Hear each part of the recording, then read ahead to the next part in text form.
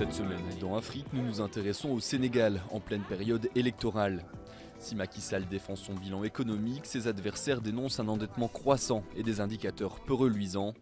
Enquête. Nous nous penchons également sur le système éducatif sénégalais, enjeu majeur du scrutin.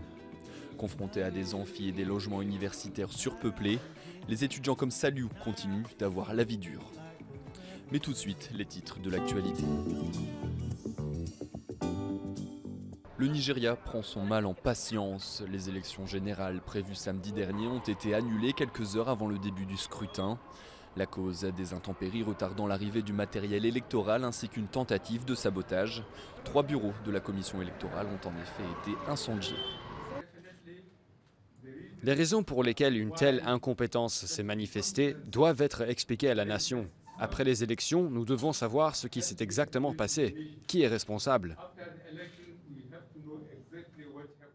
Les deux principaux candidats à la présidentielle, le président sortant Muhammadu Buhari et son adversaire majeur dans l'opposition, Aboubakar Atikou, ont condamné ce report mais aussi appelé dans un premier temps leurs partisans au calme.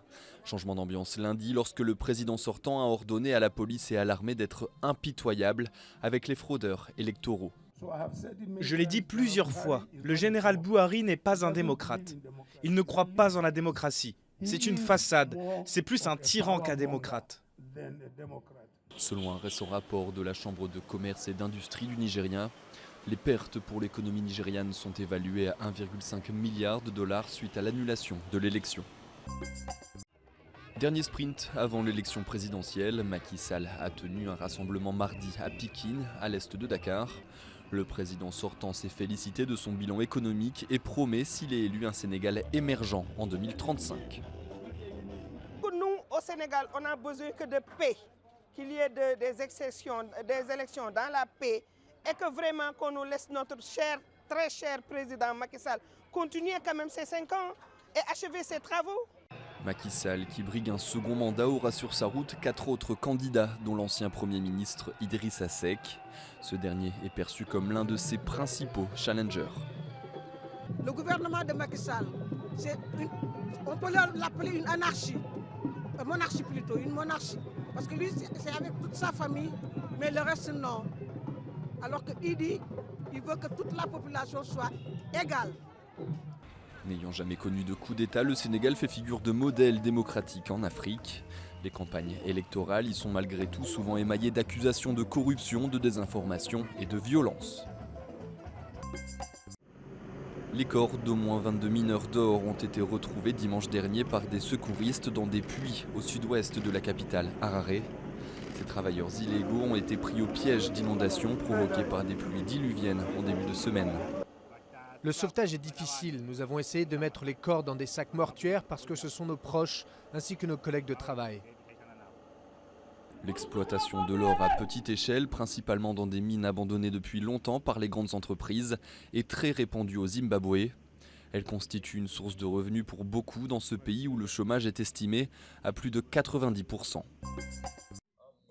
Ces Nigérians enterrent leurs morts. Mercredi, au moins 14 bûcherons ont été tués par des hommes soupçonnés d'appartenir à la faction du leader historique de Boko Haram, Aboubakar Sheko, à 10 km de Maiduguri, la capitale de l'état de Borno. Ils sont venus et ils ont commencé à tirer dès qu'ils nous ont vus. Alors on a fait semblant d'être morts. Quand on a vu qu'ils étaient loin, nous avons sauté de la voiture. Boko Haram vise régulièrement les agriculteurs, bûcherons et éleveurs qui travaillent en brousse, les accusant de fournir des renseignements sur les insurgés aux autorités nigérianes. Plus de 27 000 personnes sont mortes depuis le début du soulèvement de Boko Haram dans le nord-est du pays en 2009. La Haute Cour du Kenya a reporté le jugement sur l'abrogation ou non de la loi pénalisant les relations homosexuelles dans le pays, une législation qui date de l'époque coloniale. Nous avons accepté les excuses et leur avons donné plus de temps. Déçus, mais optimistes. Nous sommes là depuis 2016, donc 3 mois de plus, ce n'est pas trop à attendre. Au Kenya, l'homosexualité est considérée comme un crime passible de 14 ans de prison. Les plaignants estiment que les sections du code pénal en cause sont en contradiction avec la constitution adoptée en 2010, qui prévoit l'égalité des citoyens devant la loi.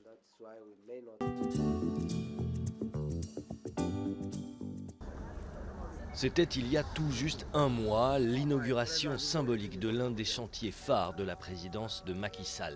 La ligne de train express régionale est censée relier Dakar à sa proche banlieue, ainsi qu'à la ville nouvelle de Diamniadio, à une trentaine de kilomètres de là, et au nouvel aéroport international inauguré en 2017. Ces chantiers font partie du plan Sénégal émergent, ou PSE, lancé il y a 5 ans par Macky Sall. Objectif, booster l'économie et propulser le Sénégal dans le club des pays émergents d'ici à 2035. Une gageure pour ce pays qui figure parmi les 25 plus pauvres de la planète. Depuis que le PSE a été mis en œuvre, nous avons vu que le Sénégal a eu, durant les 4 années quasiment du PSE, donc 2015 à quasiment 2019, nous avons eu un taux de moyen de croissance sur les 4 années de 6,5%. Mais les opposants dénoncent des investissements coûteux qui endettent le pays et sont parfois déconnectés des besoins immédiats de la population. Nous sommes un pays sous-développé. Il y a des préoccupations de base. C'est l'eau, c'est l'électricité, c'est l'éducation, c'est la santé.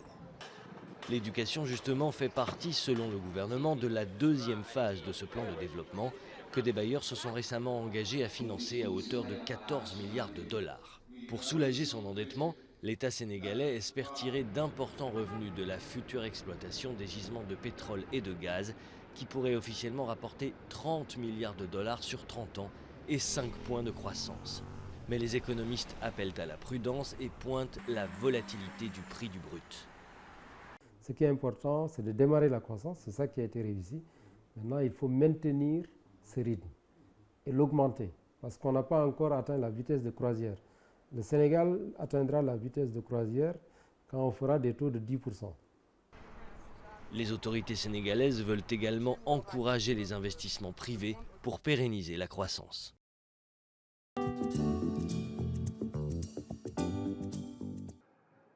Faute de place pour un bureau, c'est sur son lit que Saliou Samb révise ses cours de droit. Ils sont 6 étudiants à se partager les 3 lits de cette chambre de 10 mètres carrés sur le campus d'une université de Dakar. On vous demande d'être excellent. Or, en réalité, les conditions ne sont pas réunies, que ce soit les conditions financières, que ce soit les conditions d'hébergement, comme on le dit. Le président Macky Sall a promis de faire du Sénégal un pays émergent en s'appuyant sur des infrastructures modernes et des campus d'excellence. Une véritable course contre la montre dans un pays où plus d'un tiers de la population a moins de 15 ans et qui pourrait voir le nombre d'étudiants doubler dans les prochaines années. Conçue pour 20 000 étudiants, cette université en accueille aujourd'hui près de 4 fois plus. On n'a pas assez de salles, on n'a pas assez d'amphithéâtres, on n'arrive pas à les organiser en petits groupes. Dans l'université Cheikh Anta Diop, c'est un enseignant pour 67 étudiants, mais pour la faculté des lettres et sciences humaines, qui est notre faculté, c'est un enseignant pour 137 étudiants. Alors que la norme UNESCO est d'un enseignant pour 26. Face aux critiques, les responsables de l'université mettent en avant les réalisations de ces dernières années. La création de 4000 places en chambre étudiante et la rénovation d'amphithéâtres et d'un réfectoire. Moi, je fais partie de ceux qui pensent que les infrastructures sociales sont maintenant suffisantes. Ce qui donne l'impression de leur insuffisance, c'est que les effectifs sont pléthoriques. Et là, le gouvernement sénégalais également en est conscient et a entrepris la construction de nouvelles universités. L'éducation sera un enjeu de taille pour le prochain président. Alors que le pays doit compter sur une jeunesse mieux formée pour assurer son décollage économique.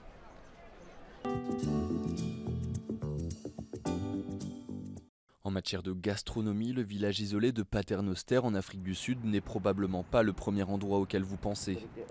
Pourtant, s'y trouve le meilleur restaurant du monde. Le Wolfgat a reçu ce prestigieux titre lundi dernier à Paris. C'est un honneur incroyable de me retrouver dans une salle pleine de gens que j'admire.